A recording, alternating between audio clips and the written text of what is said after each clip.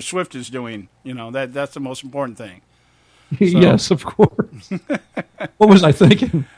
Out here in California, between Taylor Swift and Kim Kardashian's ass, that's all. That's like 2/3 of the news out here today. So anyway, we're going to talk a little bit about Ted Cruz. I think I said that. We're going to do that when we come back. We got to go to a break right now. When we come back, Ted Swift. Yeah, we're gonna Ted Swift. Yeah, we're gonna talk about Taylor Swift announcing her intent to run for the White House in 2016. No. All right, guys, stay with us right here in the Conservative Syndicate. We'll be right back. You can catch all our show archives at theconservativesyndicate.net. The Conservative Syndicate, real conservative talk from real conservatives. Prices are for base buildings only. May not be available in some areas. Attention business owners, do you want a stimulus package that really works? Before you spend thousands of dollars more than you should on your next building project, listen to this. General Steel has a stimulus package designed to help you save as much as half the cost of conventional construction on your next building. As much as half. That's right, General Steel can save you thousands of dollars with a pre-engineered steel building designed for your business or church. How about a 50 by 100 foot building for under $30,000? So don't pay thousands more than you should without calling General Steel first, and save as much as half the cost and time of conventional construction. With the projected demand for steel in Japan and China, prices may be skyrocketing. 800-280-3454. 800-280-3454. 800-280-3454. Hey folks, if you're like me, you don't place a whole lot of trust in today's media for the real truth and facts regarding the volatile world of finance and politics. When I want the real scoop on money, I go to the most trusted source I know, my good friend and colleague, Bob Cardoso. Bob is a noted financial expert with a PhD in international finance who airs his nationally known and syndicated show, Robert Cardoso Live, every Monday through Friday, 4 to 6 p.m. Pacific Standard Time. With Bob, you'll get the right information at the right time, firsthand, from someone who knows his business and can help you make the right decisions concerning yours. Bob airs live every Monday through Friday from 4 to 6 p.m. Pacific Standard Time on blogtalkradio.com/Robert Cardoso Live, or you can choose any one of his archive shows at blogtalkradio.com/Robert Cardoso Live. That's blogtalkradio.com/Robert Cardoso Live. For complete and honest commentary on politics, finances, and culture, check Bob out. You'll be glad you did.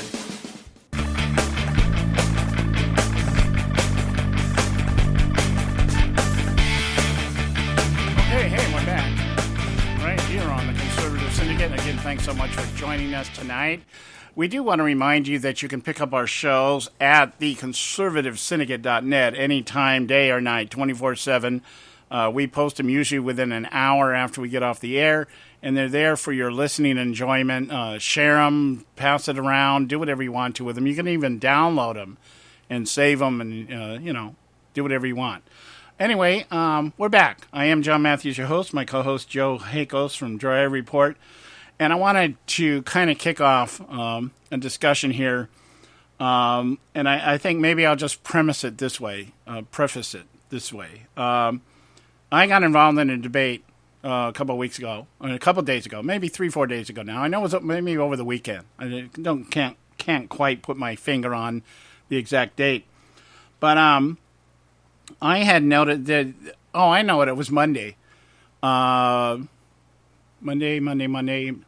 I was listening to Glenn Beck. I was in the car and I was listening to Glenn Beck. And he had read a letter from a young lady who had been raised in a homosexual home, her mother and her mother's partner.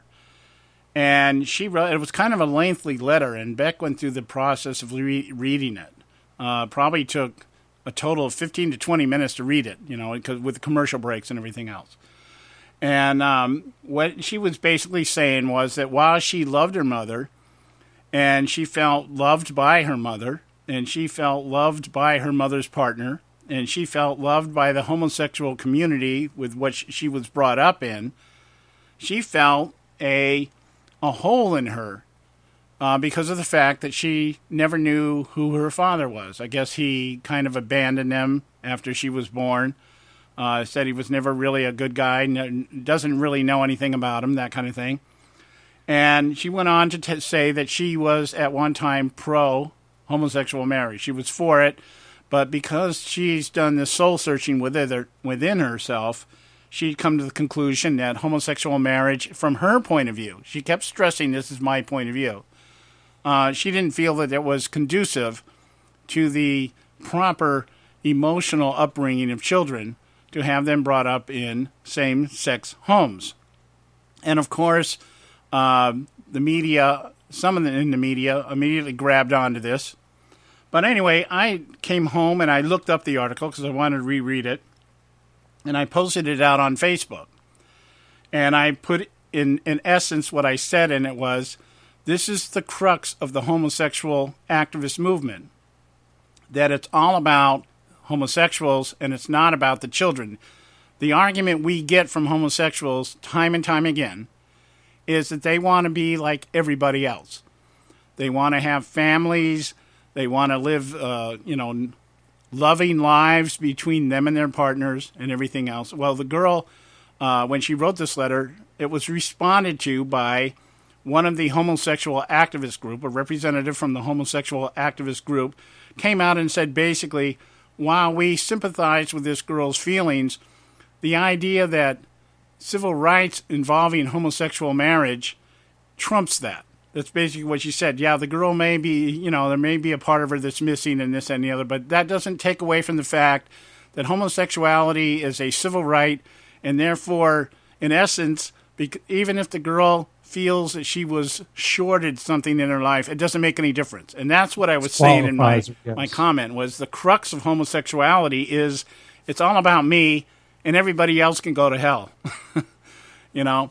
And it set off a firestorm. I got a couple of pseudo-intellectuals out there that thought they really know what they're talking about, tried to impress me with their intelligence and their arguments and everything else.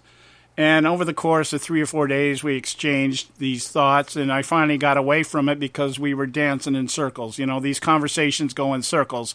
You start out talking about the topic, then you start talking about something else related to the topic, and then you start talking about, then it becomes you don't know what you're talking about when in regards to whatever else it is you're talking about other than the topic.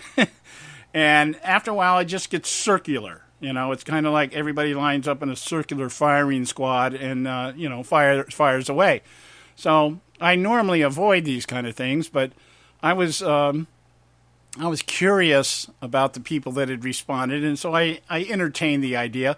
And, of course, I had several Christians in this group who were telling me that I was wrong as a Christian to reject homosexuality because, after all, God loves everybody, that kind of thing. And so what I'm getting at here is... What's the one thing God hates, though, John? Well, he hates sin. There you go. Thank you. Okay. I just wanted to make sure we at least got that in the conversation. Yeah. And that, to the Christians, I kept trying to express that. I kept saying, one, you can't pick and choose what you want to believe in regard to the Bible, especially when there is no interpretation involved. If God says homosexuality is an abomination. Yeah, it was pretty cut and dry. It's pretty cut and dry. It's not like we have to go and understand the Greek or anything else on this. It's an abomination. One of the arguments that was presented to me was that, that was in the Old Testament. Okay, in the Old Testament, one guy said, I thought Jesus did away with Leviticus, which is the book that talks about stoning homosexuals and everything else. And I said, Jesus did do away with the law. That's what you're saying. And Jesus said himself, he came to fulfill the law. He came to do away with the law. But you have to understand, if you really want to understand the whole picture here, and go to the New Testament and read the first chapter of Romans, which unequivocally says the same thing. God says, I said, now here's the difference. In Leviticus, God passed judgment on people. Okay, you did something wrong, and you kept doing it, and he kept sending the prophets to you, telling you, stop it, I'm going to judge it. And if you didn't stop it, sooner or later you're going to get judged. Yep. In the New Testament, what you do is you bring judgment on yourself. See, what it is you institute the concept of the principle of reaping and sowing. God is no longer judging you.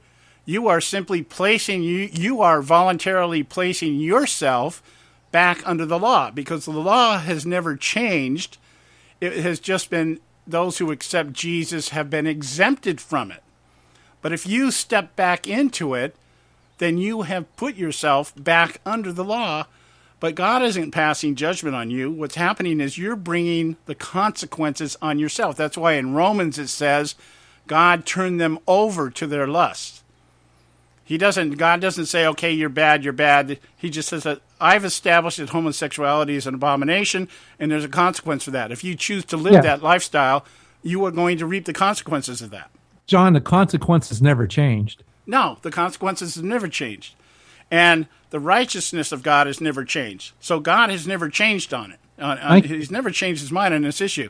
What has happened is people have taken the church, and and rightfully so, because of our hypocrisy, because of our failure to preach this message or to talk about sin as being sin, instead of saying, well, God loves everybody, so we'll just kind of go along with this.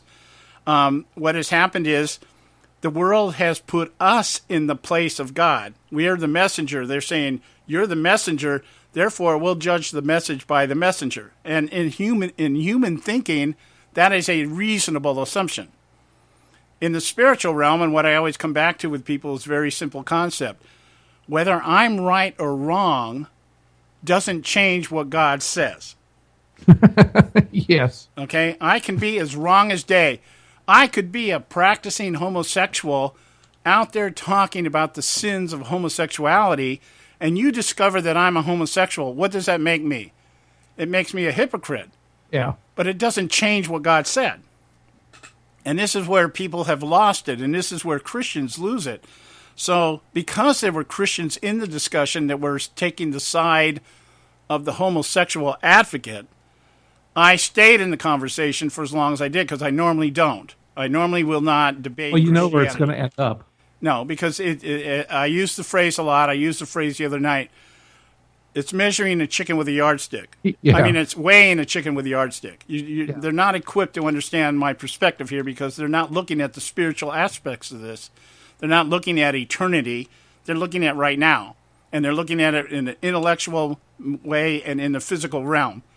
So I don't normally debate this stuff. I just say what I say, and if you don't agree with it, that's fine with me. I don't care. I tell homosexuals that I talk to all the time, I don't care who you sleep with, because I'm not your God. I'm not the one you're going to stand in front of someday and give an account of this. It's like, hey. So anyway. But, and you don't hate them for it either. I'm sorry? And you don't hate them for it either. No, I don't hate them for it. I've got them in my family. You're always hating people. No, not at all.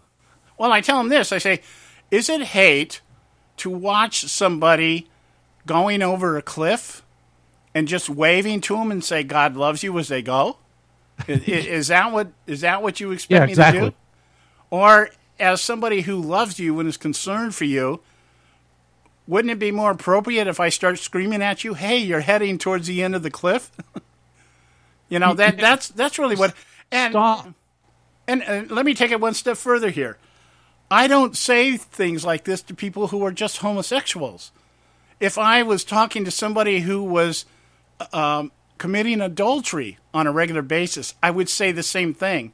If I was talking to somebody that was a compulsive thief, I would say the same thing. Sin is sin, and there's consequences for it. It's just that homosexuality has become the mainstream topic because we have so many people that want to do it without being having to deal with what I call the inherent knowledge that they're on the wrong side of the moral argument. And they know, sinners know they're sinners. We all know we're sinners. We're all sinners. We all know when we're doing something wrong. And what we do is we spend our life and our effort justifying it. Well, that's the reason why they wanted the cross taken down off the hill in Riverside. Yep. And so the idea of what you've done is, Hebrews says it very well. Hebrews says, how much worse the punishment of somebody who counts the blood of Christ a common thing